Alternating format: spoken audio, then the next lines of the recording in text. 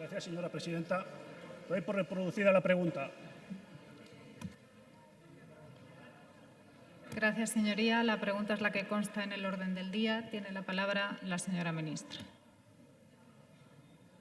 Presidenta, desde luego al Gobierno de España le parece que esta medida es muy eficaz para mantener el empleo y también a las empresas en nuestro país.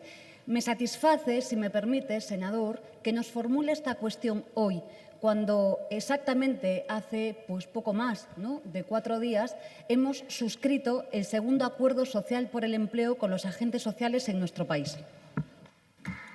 Gracias, señora ministra. Senador Marín, tiene la palabra. Señorías, la caída de actividad a consecuencia del confinamiento provocado por el COVID-19 es de tal magnitud que provocará el mayor descenso del PIB desde la Gran Depresión del 29. La pandemia por el coronavirus ha provocado que 2,4 millones de trabajadores, el 24% de los afiliados al régimen general de la Seguridad Social, estén afectados por ERTEs, que se ha podido poner en marcha por las medidas de liquidez adoptadas por la Unión Europea. Sin embargo, una vez más, como la gestión sanitaria, la gestión económica está siendo absolutamente desastrosa. Desde que se anunció como gran medida estrella la utilización del ERTE, que por otra parte ya estaba inventado, los afectados están sufriendo una pesadilla diaria, puesto que llevan más de 3 meses sin cobrar ni un solo euro.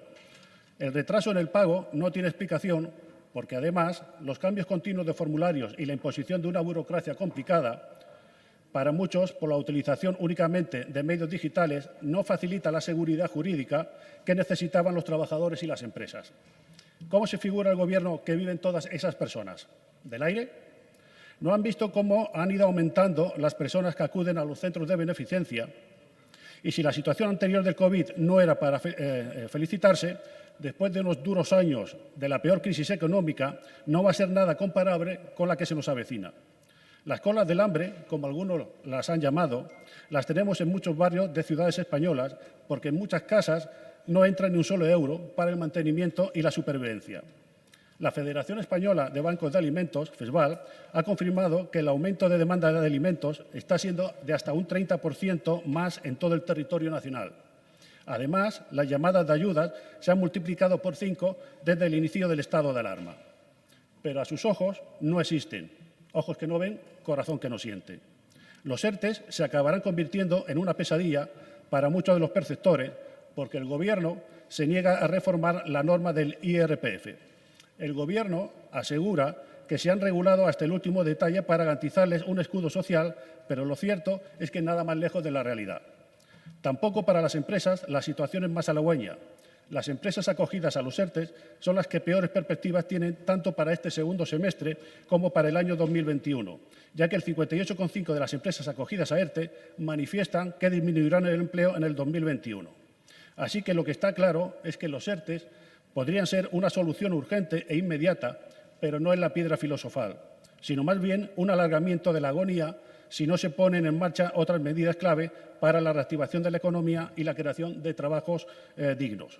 Medidas normativas como la educación, la reducción de cuotas a la seguridad social, la bajada de impuestos, la flexibilidad laboral y medidas estratégicas y de reactivación, entre ellas ayudas o planes para inversiones productivas de estímulo a los consumidores y para la digitalización. Muchas gracias. Su tiempo ha terminado, señoría.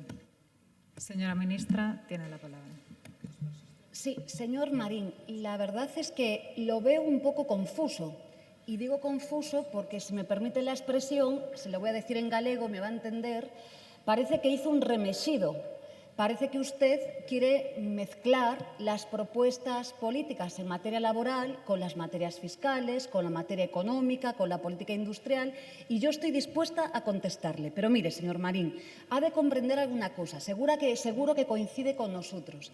Ningún país europeo, léase el caso de Alemania, que tiene acogidos a 10 millones de trabajadores y trabajadoras en ERTEs, o le voy a poner otro ejemplo, Francia, que tiene acogidos a más de 10 millones de trabajadores y trabajadoras en ERTEs, o Italia, que tiene acogidos a más de 7,8 millones de trabajadores en ERTEs, profiere lo que usted ha dicho hoy aquí. A ningún país europeo se le ocurre hacer semejante afirmación. ¿Y sabe por qué?